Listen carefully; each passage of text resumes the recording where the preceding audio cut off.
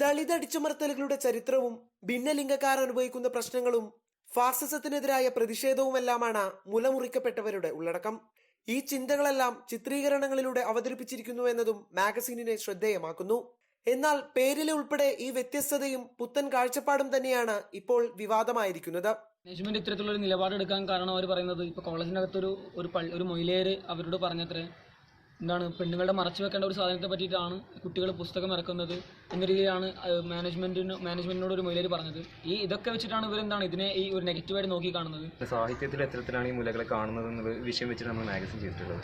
നമ്മുടെ ഈ ഒരു മാഗസിൻ ചെയ്യുമ്പോൾ നമ്മുടെ ഒപ്പം നിന്ന സ്റ്റാഫ് എഡിറ്ററും പ്രിൻസിപ്പാളും മാനേജ്മെന്റിന്റെ അഭിപ്രായം കേട്ടുകൊണ്ട് എന്ന് വെച്ചാൽ ഈ ഒരു മുലമുറിക്കപ്പെട്ടവരെന്ന മാഗസിൻ പേരിലെ മുല മാത്രം കണ്ടുകൊണ്ട് അതുപോലെ തന്നെ അതിലെ ചിത്രങ്ങൾ കണ്ടുകൊണ്ട് നമ്മൾ മാഗസിനെ വിലയിരുത്തുക. അതുപോലെ തന്നെ ഈ ഒരു മാഗസിന്റെ പേരും ചിത്രങ്ങളും മാറ്റിയാൽ മാത്രമാണ് ഈ ഒരു മാഗസിന്റെ ഫണ്ട് നമുക്ക് അനുവദിച്ചു തരുന്നത് പറഞ്ഞത്.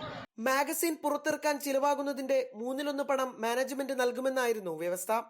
ഉള്ളടക്കവുമായി ബന്ധപ്പെട്ട തർക്കത്തെ തുടർന്ന് പണം നൽകാൻ മാനേജ്മെന്റ് വിസമ്മതിച്ചതോടെ മാഗസീനിന്റെ അച്ചടി പ്രതിസന്ധിയിലായിരിക്കുകയാണ്. അതേസമയം പേര് മാറ്റാൻ ആവശ്യപ്പെട്ടിട്ടില്ലെന്നും ചിത്രീകരണങ്ങളിൽ മാറ്റം വേണമെന്നാണ് മാനേജ്മെന്റ് വിദ്യാർത്ഥികളോട് നിർദ്ദേശിച്ചതെന്നും കോളേജ് പ്രിൻസിപ്പാൾ റിപ്പോർട്ടറോട് പറഞ്ഞു.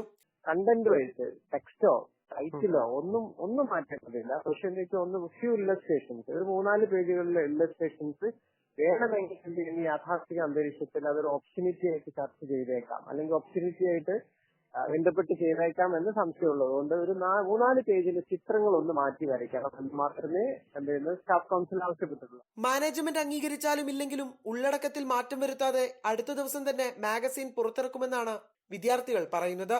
നിഖിൽ പ്രമേഷ്, റിപ്പോർട്ടർ, മലപ്പുറം.